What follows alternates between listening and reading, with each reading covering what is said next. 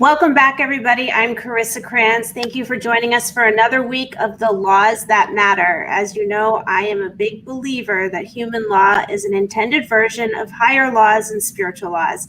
And in these unprecedented times, whether it's racism, systemic riots, political outrage and outroar, and whatever it is, sometimes we need to check in with ourselves and find our spirituality and what drives us. And for many of us, we are what we eat. I have a dynamic panel with us today. I'm going to get right to them. And for those that have been watching the show over the last few weeks, this is a continuation of much of what you've seen, because all of today's guests have been with me before as a one-on-one. So without further ado, let's bring everyone here. We have Victoria Moran and Thomas Waite Jackson, who was producer and director of A Prayer for Compassion, an amazing documentary that everyone should see, and Lisa Levinson in Defense of Animals and founder of Interfaith Vegan Coalition.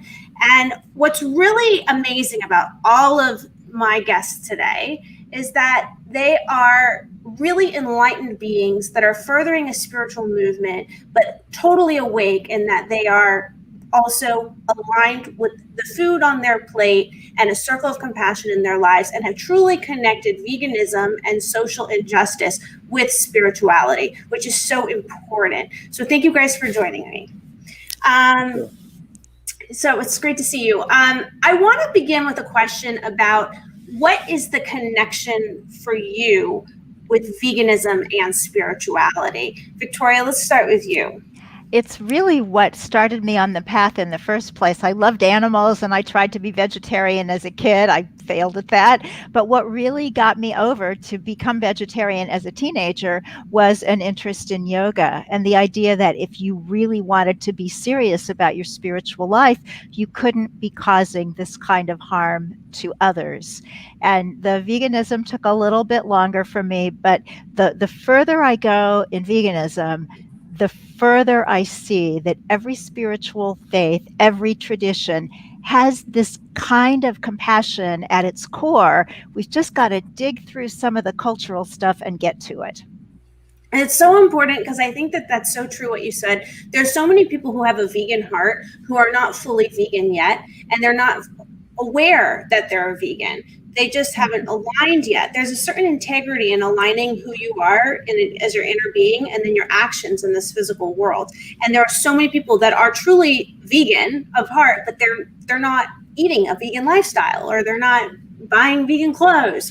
And I think we all have our process. I'm one. I was born and raised vegan, but my goodness, it took me a lot longer in life before I realized that the shoes I was buying or the handbag I was buying was contributing to suffering on this planet. So it's a process of evolution for everyone. Thomas, what about you? What is it that is your connection to veganism and spirituality?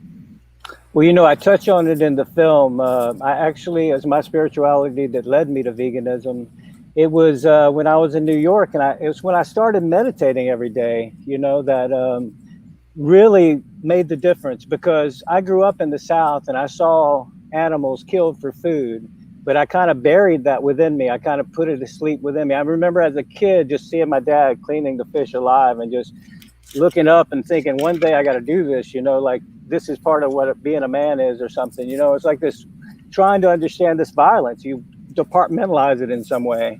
But once I really started opening my heart up every day to the goodness of life and to the greater good and to God and to just all around me, like I really started feeling my connection to all beings. And it was at that moment that I realized, I was aware of the violence that it took for me to eat. Like it just dawned on me, it clicked. And I was like, that doesn't feel in alignment with the person I am striving to become. And so I became vegan in 2005 before YouTube. And I actually thought I might get sick and weak. And, I wasn't expecting to get healthier because I had bought into all the indoctrination. But that was it. And what Victoria said about compassion, like that's why the movie became about compassion. I don't know if you know it, Victoria, but 5 years ago, last week was when we met and I did our first interview, and you mentioned, and you said all faiths have compassion in common. And I really meditated on that. And I went home and I looked up the definition of compassion. And I was surprised. I never looked at the definition. I always just, oh, it's just empathy, you know, it's whatever. But it's a twofold definition. It's having empathy for the suffering of another. And the second part is being motivated to take action to alleviate that suffering. So I think what we have is we have so many people that have the empathy part of compassion, but they haven't made the connection to really connect to your compassion. Compassion is like an action word, you know, it's like a verb to go out, you know. And so I think when people ever make that connection and realize, because I believe we're all truly compassionate in our hearts. So yeah, that's how the spiritual Most of us, yes. connected for me. Yeah. Yeah, I like that. And Lisa, what about you? How's your connection to veganism and spirituality? Well, to me, they're both very intertwined. I think I was on the two journeys simultaneously, but my love for animals really started as a kid, and I definitely had that connection. I really didn't see much difference between myself and other animals, and loved to spend time just observing them and their interactions and connecting with them. And I think that stayed with me as I was exploring spirituality. But I did go vegetarian very young, and always had that idea, even at the dinner table as a kid, although I didn't have a lot of freedom to do that myself. But when I did, as soon as I did, when I left home, I was vegetarian.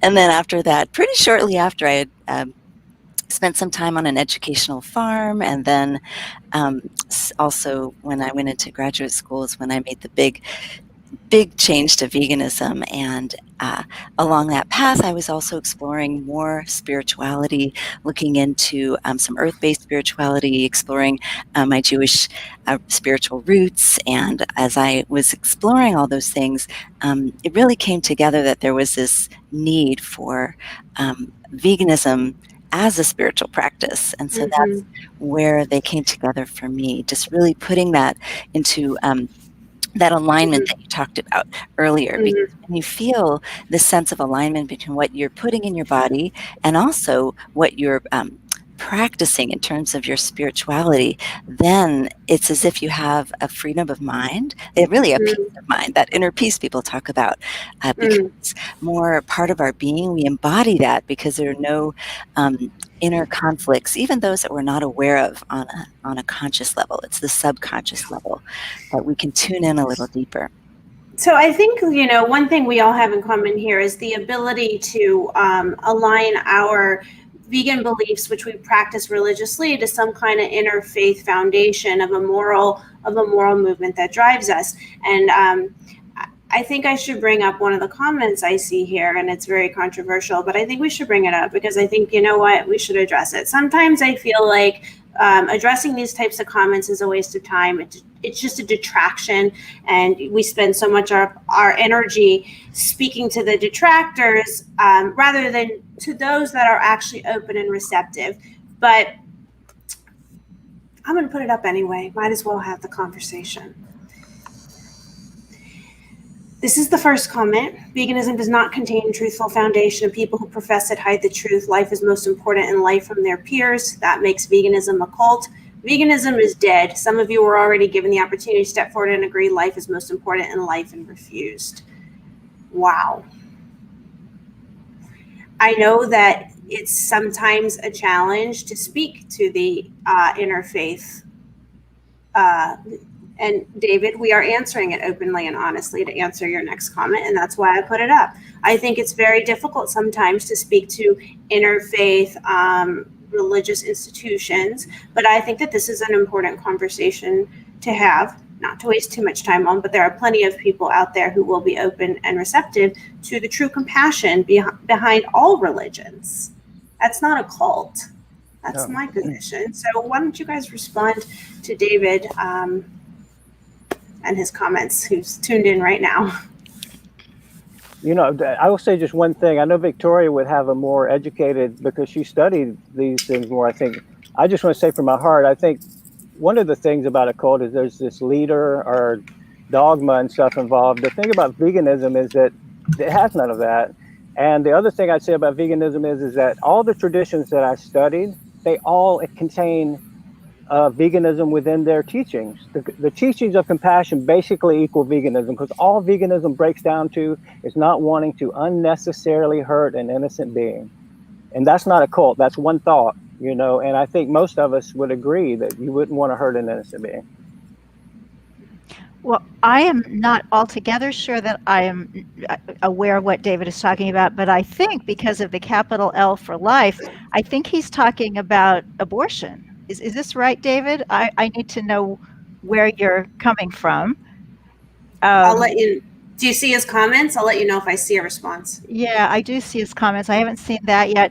So if that is indeed the case, I think it is something that vegans need to address.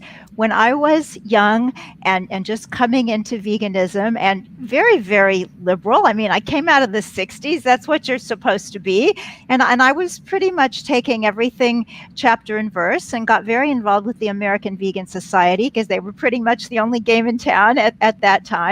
And I learned that J. Dinshaw, the founder of the American Vegan Society, was very firmly in the right to life category. And he explained that to me as being completely compatible with veganism and the only way that he personally could go forward with integrity. Now, I realize that that's certainly not where all vegans are and probably not where the majority of vegans are. But if that is what you're asking about, veganism certainly does not preclude that. And I would suggest that you look into the work of Dr. Charles Camosy, Camosy. He is a professor at Fordham University and very much involved both as an animal rights vegan, but also as a pro-life activist. So I don't think we need to shy away from these difficult conversations, because if we're going to change this world in a way that's going to make it better, those conversations have to be had. He said, I'm saying that life is most important in life is the most important truth in life, and that veganism does not include a truthful reason of how, why, how much life is important. To me, veganism is all about how important life is. The incredible wonder of whatever the divine is, however people see that, bringing its beauty and life into form in all beings, that's pretty life amazing to me. I agree. I also think it's important to not confuse political issues with veganism, which is mostly a movement of the heart. It's a movement against social injustice. You know, it's not an animal rights movement. It just happens to be that animals are injusticed by the violence of the food industry and the fashion industry. But I think it's really important to understand that, you know, vegans are also standing up in defense of Black Lives Matter, and vegans are standing up in defense of against systemic racism. And I think veganism is a movement of compassion and empathy, and it's a lifestyle. It's a lifestyle that us vegans practice religiously. And I'm not sure that the government or anyone gets to decide, you know, what exactly a religion should be. And as a lawyer here, you know, I believe that the Civil Rights Act will expand in time to include veganism as a constitutionally protected class, a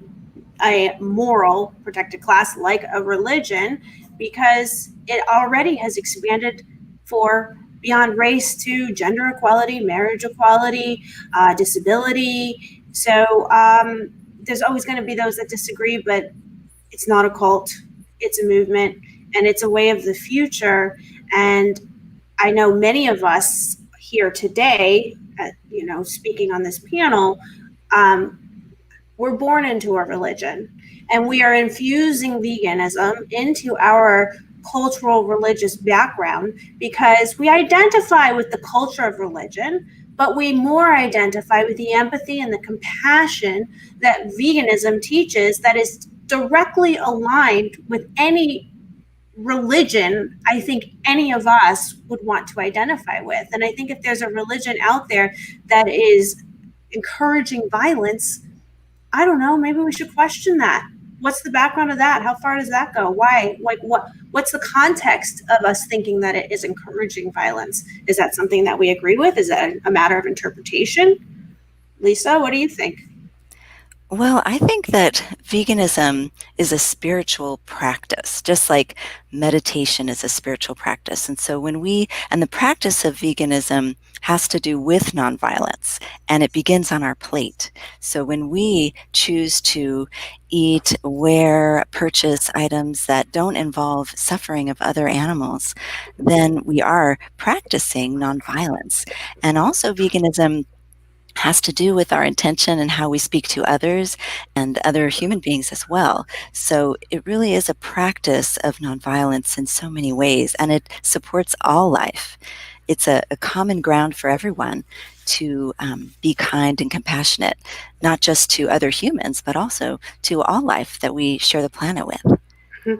And what is your experience, Lisa, with Interfaith Vegan Coalition and introducing veganism to actual other established religious faiths? Well, our coalition includes many different groups, organizations that are actually doing this within their traditions. So there's Jewish Veg, there's Dharma Voices for Animals, there's the Christian Vegetarian Association, and many, many others. And each group is working within their specific tradition to educate and support veganism as an addition to the practices, because they align so well with each tradition. And so they actually work in concert to create a more harmonious community and bring the topic of nonviolence and peace for all beings into the conversation within these places of worship. So we have different materials that we share with that are religion specific, and we of course encourage people to screen and to watch A Prayer for Compassion, Thomas's wonderful film. And we have advocacy kits that we share that are for each tradition. So we have a Catholic vegan advocacy kit that can help people who are within that tradition to bring these practices to their community. And it might be a suggestion for an event. It could be a prayer that relates to compassion for all beings. It could be a story or song. These kits provide really the tools so that you can just include a little bit more about our compassion as it extends to all the circles beyond our immediate self. I want to respond to one last thing to David, because he's still writing, and then we're going to move on and focus on positive things. But he said people are not their action and cannot be whoever they want to be, such as a vegan or meat eater, and many do believe the nonsense that they are their actions. I'm going to, David, kindly and politely disagree with you. We are our actions. We are what we eat. The thoughts we think become our actions. The food we eat affects us on emotional, spiritual, physical levels, with whether it's a physical ailment or how we feel in this world. And in the end, it's all energy and it's all matter. And integrity is when your actions align with your heart and your mind and your action. That's integrity. And those that have integrity in their actions their character is being spoken about by their actions. That our actions in this world is what defines our character. Our character is what dresses our soul. So we might, on a soul level, be all the same and from the same energy source and kind, compassionate beings with empathy, but we are all dressed with our life experiences, and our life experiences build our character, and our character is exhibited through our actions. So we are our actions in this physical world. I believe we are defined by our actions, and that's why we have a choice to do things that are going to elevate the planet or de-elevate the planet. And I think it doesn't matter which way you go, because you're going to be equally powerful both ways. So you have a choice on which way you go, and hope that you choose the choice that will matter, because we can mismanage our thoughts, and that does not diminish their power. That's what I believe. Thomas, what do you think? Well, I think, first of all, I think when it comes to veganism and religion, veganism is not asking anyone to change anything about their culture or religious beliefs.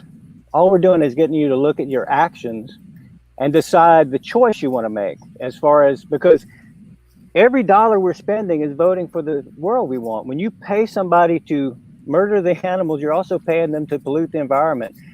So we have to really just take a responsibility for our actions. And in the last 2 or 3 years, I've somehow managed to gain like 4,000 or something, almost 5,000 Facebook friends. And what I'll tell you is that, and most of them are vegan. I usually make sure they're vegan, and I'm going to tell you that they are so different.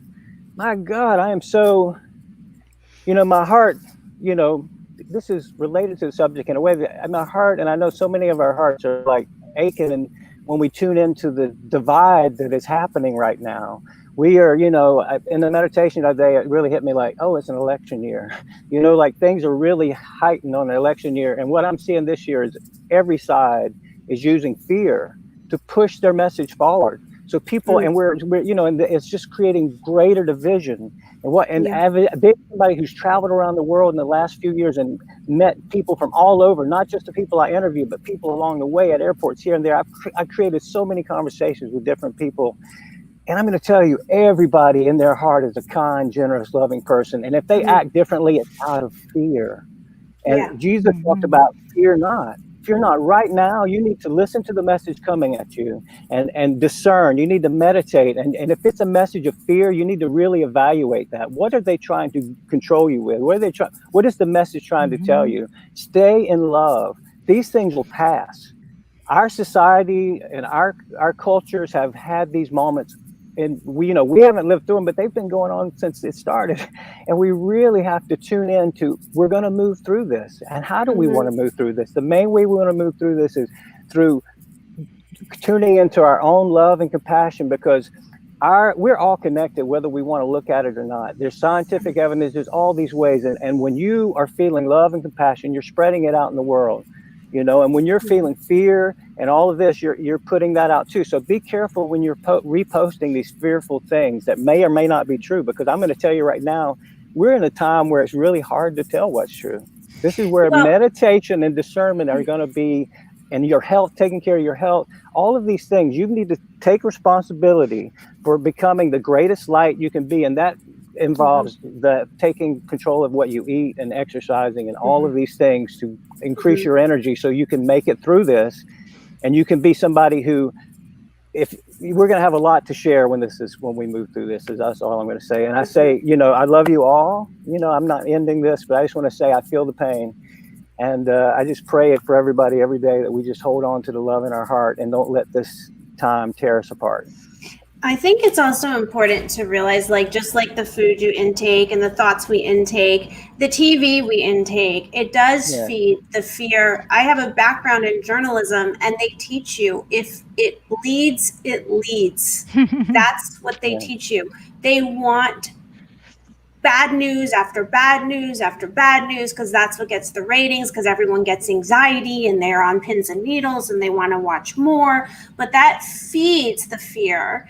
And the reality is, and I've said to a lot of people who have asked me how I'm doing during COVID, well, okay, I work from home, I worked from home before COVID. I think I was in quarantine before COVID because I was working so much. And I tell everyone, my life hasn't exactly changed, except for the fact when I turn on the TV. Then, and then you walk out the front door and everyone's wearing a mask now. But my life and how I'm, your reality is what you allow in. Your reality, we could easily choose our reality and to be around a more uplifting reality and turn off the TV. I saw a special this last week. My dad was in town and there was something on CNN with Ruth Bader Ginsburg. And it was a really enlightening special with her background on women's rights and on the Supreme Court. And her children were talking, and her children cracked some joke about how they don't think mom knows how to even turn on the TV.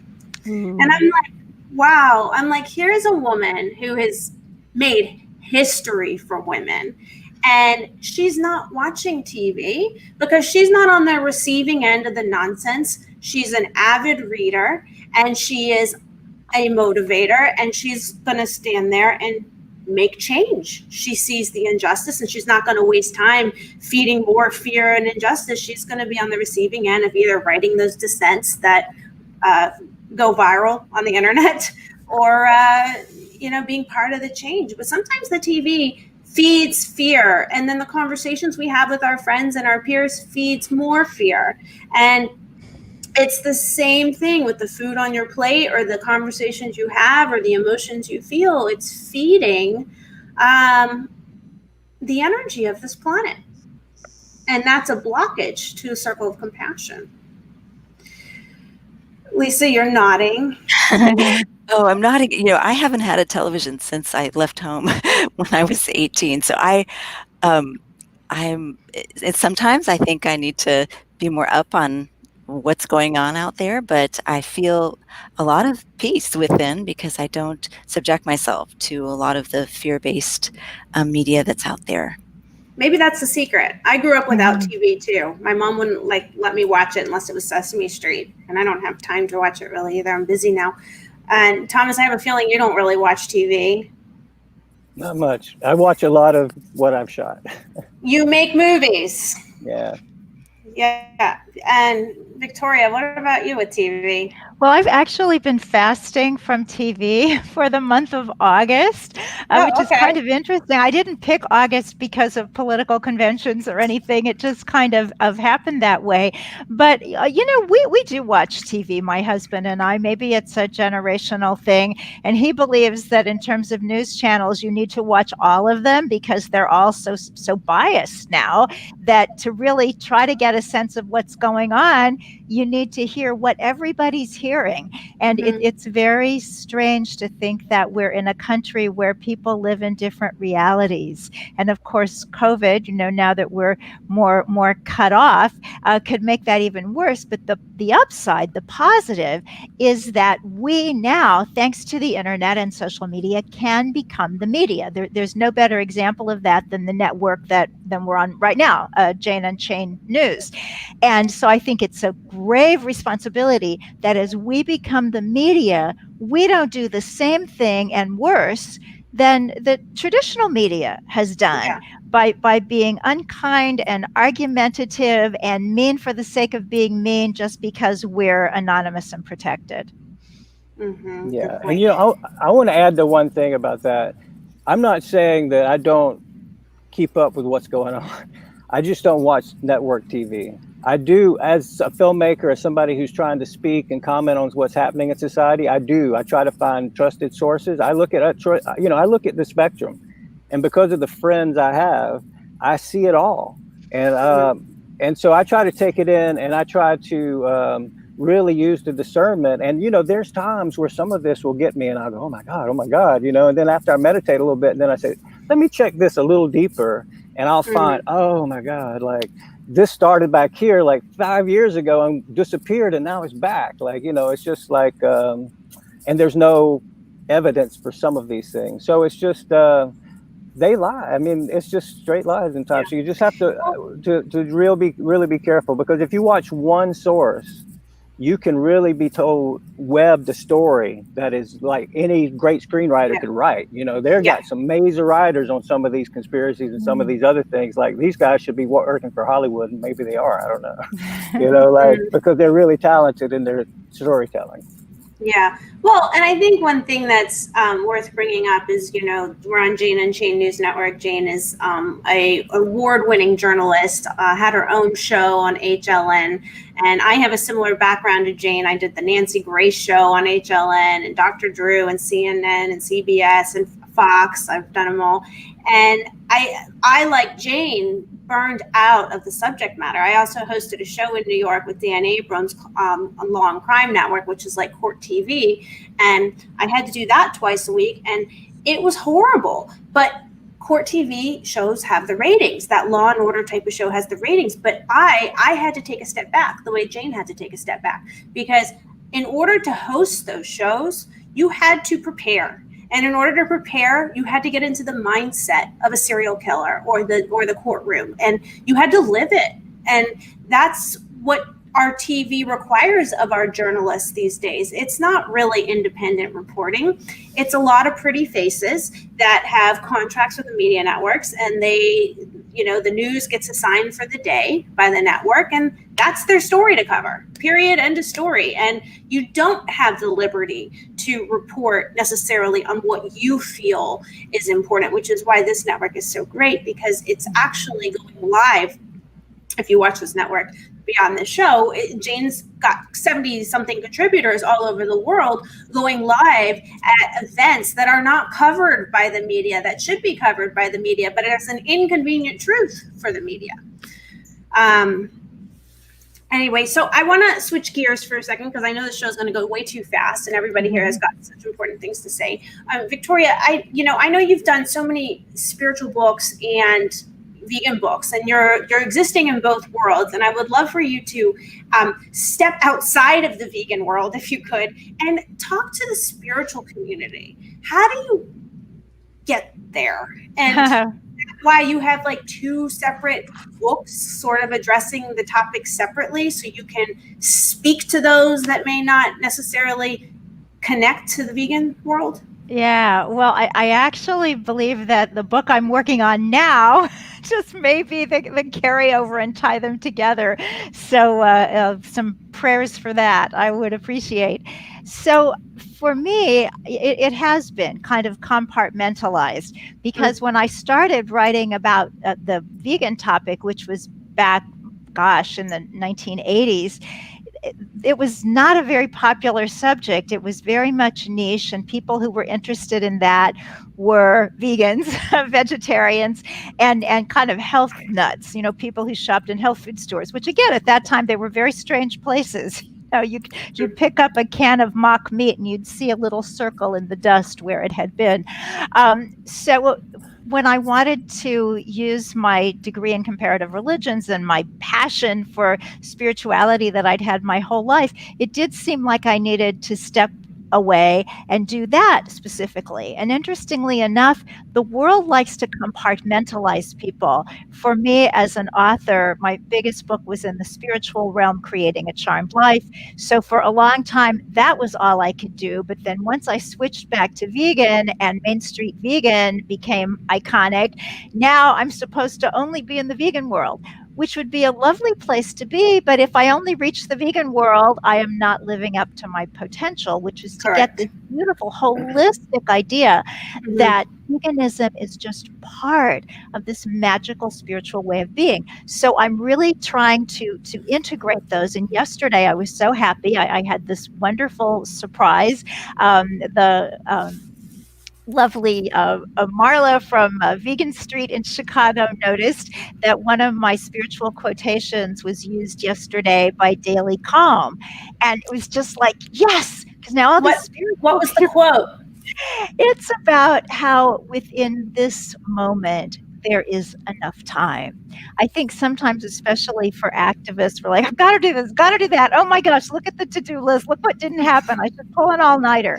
But to really just focus on, if I am in this moment doing my dharma, that beautiful yogic word, that idea of my precise duty, my precise mission in this world, then I am doing exactly what I need to be doing in this moment, and there's plenty of time to get it done.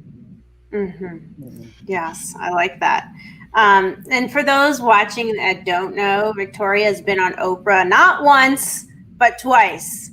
So I'd love this new book to make it there. Maybe you can get on Super Soul Sunday. Oh, from your mouth to God's ears.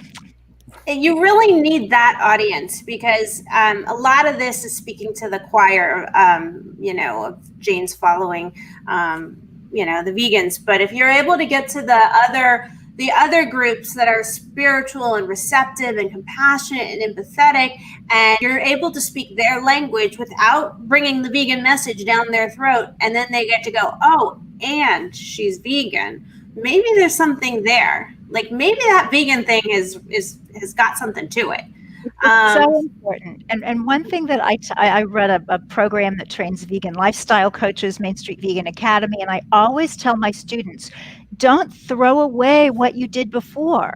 Whatever your profession, whatever your reputation, whatever assets you have built in that world, veganize those, because it seems that the vegans who can really make the most out there are the ones who use their gifts and talents, as we see with Thomas. I mean, Thomas is a Student Academy Award winner from back when he was in film school. He didn't just wake up 5 years ago and decide to make this movie. So if you use what you've got and bring it into this movement and this cause, there's no way we won't win it.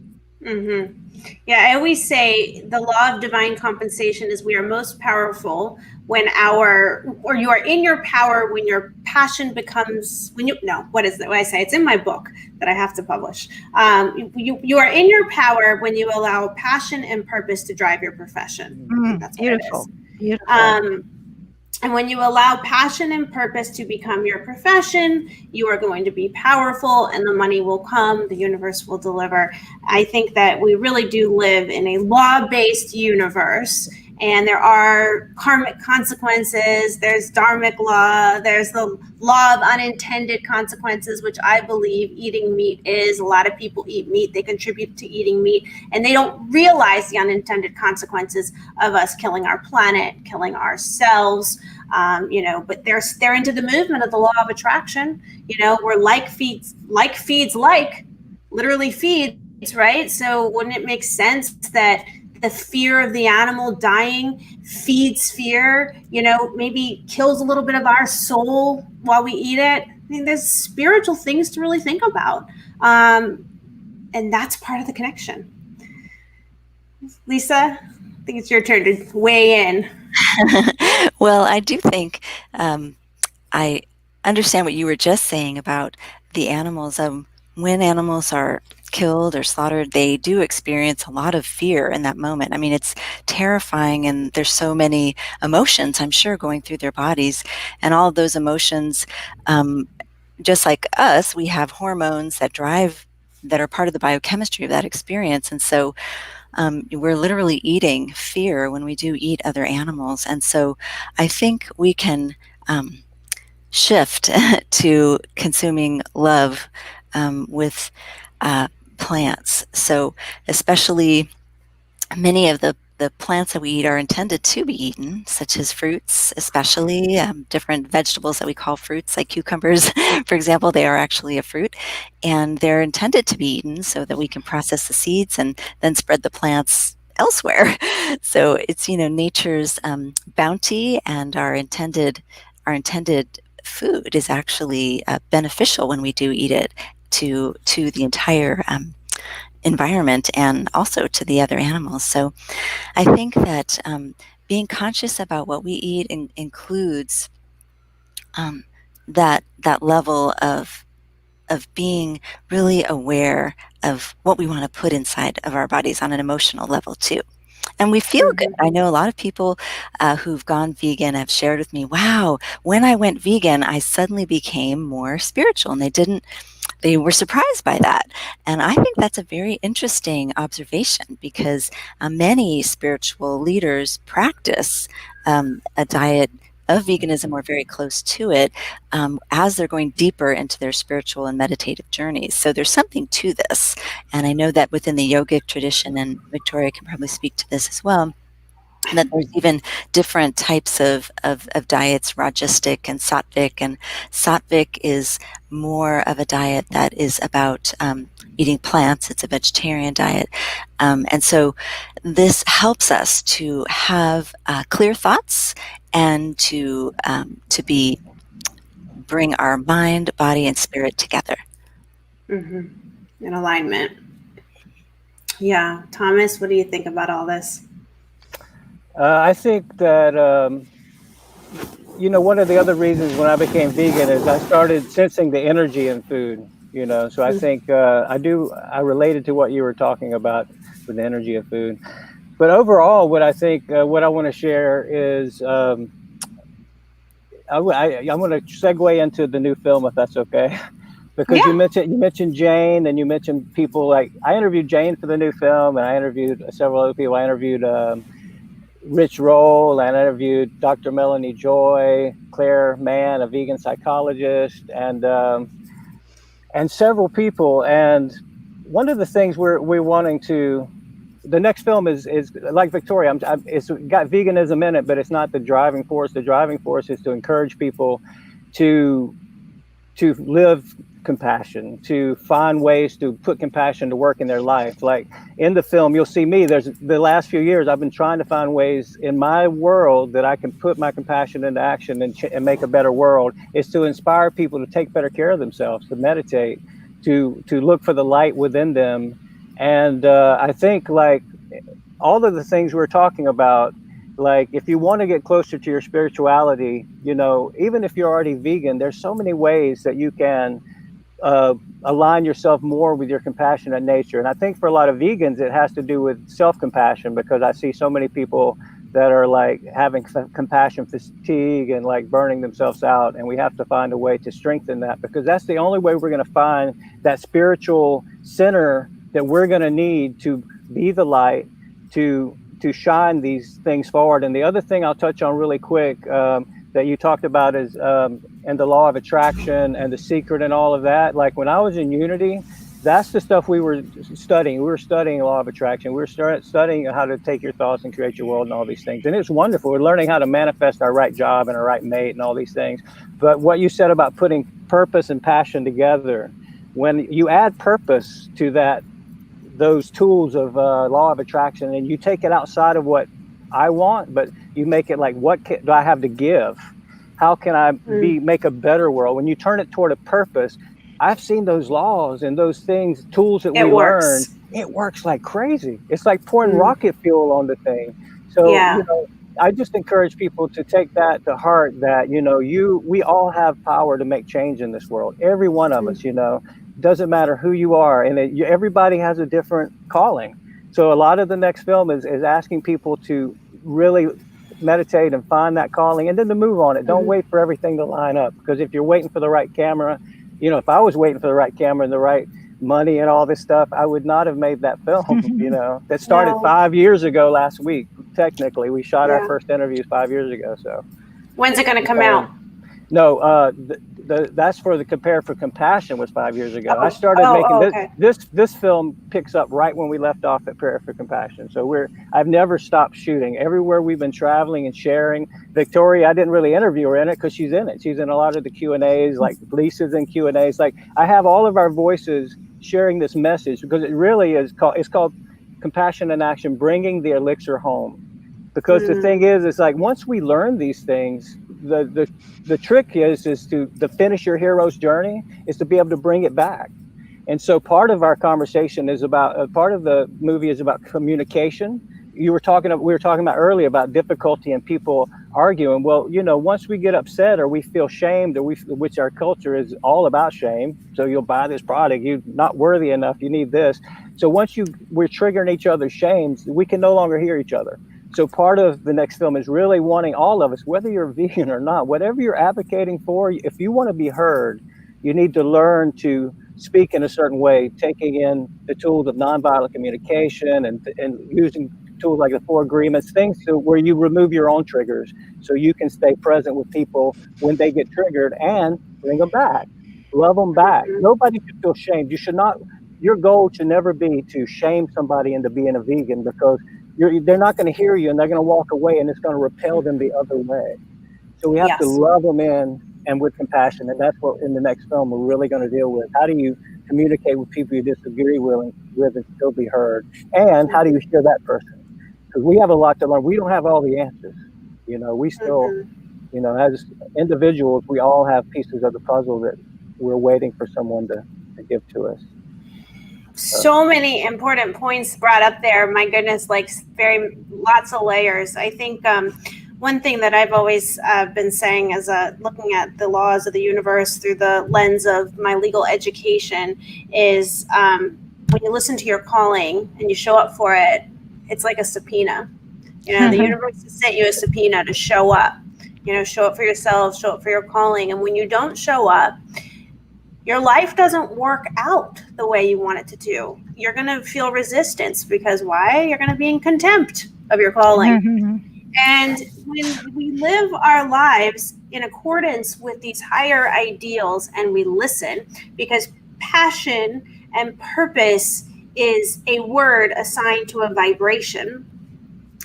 When we live in alignment with that vibration, we do manifest because we're aligning with an energy that's really powerful. So that's when life happens. And the same is to be said for when your life is not working out, because it's momentum, and energy begets energy. And when you are giving into the negative vortex, you're falling deeper into that negative vortex. And you have to take a step back and really quiet yourself and figure out, why am I going the wrong way? And what is it that inspires me? Because what inspires me is what my calling is. And then we're here in human form with the power to do something about it. That's why we're here. We're here with, 2 hands and a body to, do things in this world. We have the physical ability to move throughout this planet and make things happen, and make it happen fast. We have a short stint on this planet to do things, and to do things positive for this planet. So I think it's so important to use our power and our purpose and to live it to its full potential, and to not say it's not practical, or I'm not going to make enough money, or listen to the naysayers who are going to always be there on the sidelines, which I always say, voir dire. That's like jury selection, strike them. They're naysayers, strike it. Voir dire, strike it. It's not good for you. Like, dismiss it, most of the thought. So those are the universal laws, right? These are the universal laws that are constantly at play, that we all have access to and can play with. And and this guy David is getting really upset. I don't know if you guys see the comments, but whatever. So that's what I would say. Motion to dismiss the thoughts there, because that's a distraction and a detraction to so many that will enjoy this conversation. And another thing I like to say in my book is, we're all lawyers in our own right on this planet. Your birthright gives you access to these universal principles. You don't have to go to law school. You don't have to get a JD. This is a fundamental right that you all have. And we have a choice which hat we want to wear. Are we going to wear the hat of the prosecution or the defense? The prosecution is, we live our life. We do what feels right to us. We live out our truth. For me, that's being vegan. It's starting a vegan company. For you guys as well, it's doing vegan causes. You live it out. Your life is the evidence that it works. That's your best evidence. You don't need to sit here and explain and defend. And when you spend your life defending, you're wasting your energy to the wrong people, rather than living your life and letting the evidence speak for itself, and allowing all the people that are going to be inspired by your life to pay attention and be inspired to come on board and say, you know what, I want to be like that too. Because there's always going to be people who aren't going to agree with you, or aren't going to want to agree with you, or they're not ready, or they're not open, or whatever. So, yeah, bye, David. He said bye. Yeah. So I know we're running out of time. Do you guys have any final thoughts? I mean, Victoria, what's next with you? Well, I'm working with my husband, who is a student at the One Spirit Seminary. He's William Melton, on something called the Compassion Consortium, which is a way for people who are either part of a faith tradition, but they feel that their veganism is not addressed and they're feeling a little bit lonely, or somebody who's left a faith tradition but would love to have that back in their lives. So that is something that we plan to start by 2021. And I'll also just to send people to my website, mainstreetvegan.net. We have lots of things going on there. A wonderful Ayurvedic weekend retreat coming up in September. So everybody visit at mainstreetvegan.net. Say hey. Yes. Lisa, what about you? What's next? Where can people find you? Any final thoughts?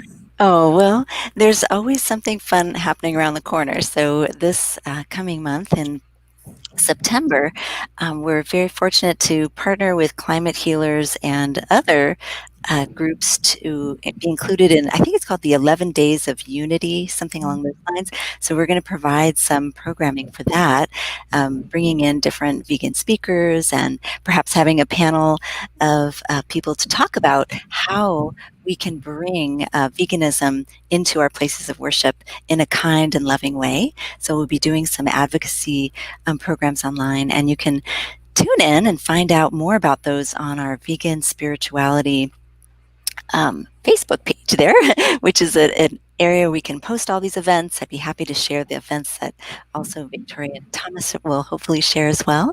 So that's what's coming up in September. And Thomas, what about you? What's next? I guess the movie, right? Yeah, yes. And we also just completed our Compassionate Living Circles certification process. With the Prayer for Compassion, the movie, at the very end, it says, take the challenge, go to this website and take the challenge. And the challenge is basically what I was saying at the end of the movie, is I encourage each of us to find ways to bring more compassion into our life. It's like a self-guided challenge, and the core for me is the 4 principles that help me, that are the foundation for everything else. It's a jumping point. It's like taking care of our bodies through exercise, good food, meditation, and sleep.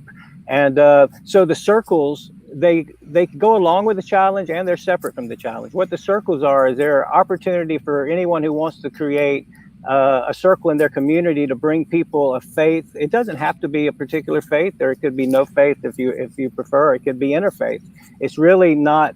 It allows you to do what's comfortable for you, to bring and create a circle of compassionate people who work together to find ways to bring the message of compassion for all beings into our churches and places of worship via screenings and documentary screenings, potlucks, we have several ideas that you can do, and we have a lot of partnerships in the circle. We're with the Interfaith Vegan Coalition and other organizations that help, and we have a lot of resources that will help you get the message into your church, as well as finding ways to communicate with like-minded people. And we will be meeting virtually for now, and your group will be meeting virtually for now, but we'll also meet as a whole group virtually along the way to encourage each other and to explore different ways to bring more compassion into our life and the world around us, basically. I mean, I really feel, if you look around right now, compassion is like, if we could choose one of these things to flood the world with, I think compassion would be the answer. Because I had one spiritual person tell me one time that compassion, love is greater, or compassion is greater than love, because with compassion you can stop all wars. You don't have to love somebody to have compassion for them. So let's just really love each other and love yourself, take good care of yourself, and really try not to fall into the fear. And that's mainly my message. I just want everybody to find the peace, because we're all connected, and you finding your peace helps me with my peace, and vice versa. So let's work so together. True. We're all connected. That's so true. And that's why I think when we're around positive, like-minded people, we feel elevated. And when we're around detractors, we feel frustrated and depressed, because it affects us. It's all energetically interwoven, and everyone and everything around us affects us. So we're responsible for that which we allow around us. I mean, the conversation could keep going. I think there's so many people who could be enlightened by your work and the evolution of just being a human being on this planet. mainstreetvegan.com, right? Yeah, it's mainstream. It's Main Street. So Main Street. Yes, there is a vegan mainstream that's wonderful. Stephanie I could read your mind. Yeah, she supports wonderful vegan businesses. She's vegan mainstream. I am Main Street vegan, like Main Street USA. Yes. So I could read your mind. I saw the side. I saw the thing. I'm like, I know what she's thinking. See, all minds are joined. Anyway, so you guys are doing amazing things. You're light workers. You're enlightening the planet. You're aligned. You have integrity in what you're doing. You have purpose and passion in your profession. So I love speaking with you guys, all of you. You inspire me. I'm so busy doing my day-to-day work that it's so easy to get wrapped up in the chaos of my work. But I look forward to this hour of being able to turn my phone off and just listen to some true nourishing spiritual food for thought. So thank you for joining me. Thank you. Thank you so much. Yeah. Thank you, Carissa. Yes, thank you. I hope to see you soon, Victoria. I've been in Florida since last year, this whole COVID thing, but I'll let you know when I'm back in New York. And I hope to meet you, Thomas and Lisa, as well. Yes. So, all right. Well, thank you guys. I'm going to move on to the next part of my segment, which every week, yes, thank you. Every week we certify or feature a certified vegan brand by BeVeg International, which is the only ISO accredited vegan standard in the world. We just gained our accreditation, so I'm proud to say that. We gained it about 2 weeks ago. What does that mean? It means that there are other global vegan trademarks out there, but that ours is accredited by international standards and has been recognized by the ISO, which is an international standardization organization, which basically accredits certification standards and schemes for using industry best practices. And right now, BeVeg is the only vegan standard in the world to have been accredited and recognized by the World Accreditation Forum. So we're super excited about that. And have big plans to have a one world vegan standard that is taken just as seriously as gluten-free, kosher, halal, and other food safety organizations. So with me today, we're actually featuring one of the top 100 wineries in the world, Lingua Franca, and the winemaker, Thomas. Hi, Thomas. Thanks for joining me. Yeah, of course. My internet is a little bit like not working great. I'm on the farm, but I hope we're going to have a good chat. So yeah, so I'm really excited for your wines to come in the mail so I can taste it. But yeah. I know I've tried before. One of the wines certified vegan already. I know you're going to put the others through the certification process, so I'm looking forward to trying those. But tell us a little bit about why your wines are vegan and why that's important. Yeah, of course. So, you know, for the people that don't know, like the wine industry or the wine process, you know, we it's a very traditional. You have different way to make wine as every product in the food industry, and you know, we at Lingua Franca we're very much like traditional makers, working from the farm. Larry Stone, the owner, planted a vineyard in 2013 after he purchased a 140 acres farm. Everything was, you know, farm organic since day one, no herbicides. So I think that's very important for us to start from very high quality fruit. And then in the process, you know, with my background and our philosophy is to really much being hands off on the process.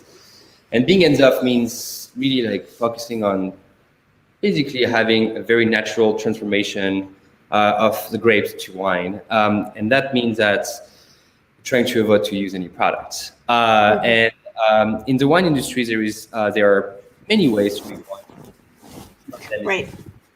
Add a few little things, and so we decided to, as a company, and being very honest, and this is kind of the motto of our winemaking. It's to be transparent, and you know, we realized, you know, as we were growing, that you know our winemaking being very hands off. We don't use any products in our Pinot Noir, and so, you know, it's very important for us to be able to touch the vegan community, to be transparent of what we're doing, and it's a long process. It's been a good process for us because that's put us in check and look at how we work things, and then trying to get back and say, oh, okay, like this is working, this is not working, like we can do it that way, we cannot do it that way, and also like motivate us to do that with all our products. I also think it's really important that people know and understand. A lot of people are under the conception that, oh, it's just wine, it's just grapes, like what else could be in it? And the Tobacco and Trade Bureau says that there are close to 70 ingredients that could go into your wine. I think the number was 66. And I would like to push people to think a little bit further about that comment of, oh, it's just grapes. Well, if it were just grapes and the type of grape, then there wouldn't be over 1 million alcohol brands out there, because it would just be grapes. You know, it'd just be a Cabernet, it would just be a Pinot Noir, it would just be a Merlot. The reality is there's a secret sauce to all of these wines, and that's what makes a wine a fine wine or a cheaper wine. And the winemaker is the one that has the trade secrets to the process. And when it comes to transparency, which we just brought up, none of that is disclosed. If you look at a bottle of alcohol, the transparency is the alcohol content, the government warning, the beautiful label, but there's no nutritional information that is required. It might be volunteered, and there's no vegan claims that you really see. I mean, there are bottles now that are certified vegan. This is one of them. And I think that's important because the labels of these bottles are small and tiny, and you don't have room to list a bunch of ingredients on it. But you can, show off a vegan certification symbol in one little spot that lets the consumer know, what, this brand was transparent with their ingredients and their process to a third-party auditor. And I think also, like, I was, on the process, I was reading all the process you guys are taking to go there, and I think that was very, very useful for your the following people, like the people that believe in that and want to know what's going on in the wine. I think you pinpoint really well onto your website and explain very objectively what can happen in a bottle of wine. And you can maybe write there is many ingredients that can be added. There is some secret sauce I can put, and as you said, we don't have any mandatory way to add ingredients in our product labels, which I hope one day will change, because it's a big debate we have among winemakers, and because there is products that are worse than others, and we were trying to tackle that first, and there is no transparency about it. So I think one day, hopefully, we're gonna have and be able to write that, and it's good to have the vegan certification label, because that helps us to actually already guide people and say, no, this wine is and I think the certification is important, because also, even if you start listing the ingredients on wine bottles, if that ever became a requirement, which right now it is not required at all, and anywhere in the world, it's not like food. Alcoholic beverages have zero disclosure requirements when it comes to this. But even if they start doing some basic nutritional ingredient information disclosed, the reality is not all of it's going to be disclosed, and the trade secrets, the process of making the wine, will never be disclosed, nor should it be. No. That's a trade secret. That's confidential. So by seeing a certification that is third-party audited, accredited, vegan, the consumer should be able to trust, and that's different than a wine saying vegan. Okay, if a wine says they're vegan and they're saying they're vegan, that doesn't mean they're vegan. That means they think they're vegan. That doesn't mean that their ingredients have been vetted, that their suppliers have been vetted. It doesn't even mean that they understand what vegan is, or that they've been trained on what vegan is, or what vegan standard they're holding their vegan claim to. So the certification help us to basically your certification help us to be in check and actually disclose what we have, and this help our customer, and the people just understand what the vegan certification means, what exactly is in the product, for sure. Because we have to disclose what we're doing whenever we just decide to work with you guys and follow the steps. So I think it's great. I think it's the future. I think we need to certification. It's very good to keep us in check. It's very good to make us think as producers. And I think that, and it's really good for transparency for the customer. And I'm really glad to hear that you guys are really talking about that and explaining what there is, trying to help on the ingredients, transparency. It's going to be, we're going to have to go through that for sure. You want to drink things that are you want to, I myself, if I don't know what there is in a bottle of producer and I'm not sure, what I would do is call the producer. But people, when they shop in a grocery store, especially during this time in COVID, they just want to just look and have some signs that's just going to help them to decide without, being pressured to talk to other people or not knowing. So. Well, I think part of what the consumer wants is transparency. And if you have consumer confidence with the right label, and more than 50% of purchases are made based on a label. So if you have consumer confidence based on a label, then you build consumer trust and brand trust. And if you have consumer trust and brand trust, then the consumer is not going to want to investigate the tiny ingredients and wonder why you have no disclosures. They're going to say, okay, you know what? I know that logo. I recognize it. I trust it. This is a vegan wine, or organic, or gluten-free, or whatever they're looking for. I want to bring up something that I think is really important. Flavor. Obviously, you're a top 100 winery in the world, right? By how many magazines? Well, we got a couple of good acclaim in the Wine Spectator and like a couple of Wine and Spirits, and Decanter recently like scored one of our wine in the top 100. So no, it's been pretty awesome for us. Yeah. Yeah. So that means that a vegan wine tastes good and is in the top 100 wineries in the world over and over. So there's no sacrifice to flavor by being vegan. There's no. Right. But see, some people would say, you know, they're into the fine wine. This has great flavor. It has lots of points, but they find the wine through fish bladder, gelatin, you know, egg whites, gelatin, which is like boiled bones of animals, isinglass, which is fish bladder, crustacean shells of fish could be used. I mean, and some people would say, you know what? I like the taste of the wine. If they don't do this, maybe it's not going to taste as good. What I've been told, but I'm not a winemaker, but I'd like to ask you, is that the quality of the wine is based on the quality of the grape. And that the more you add to the wine that competes with the quality of the grape, the less fine the wine actually is.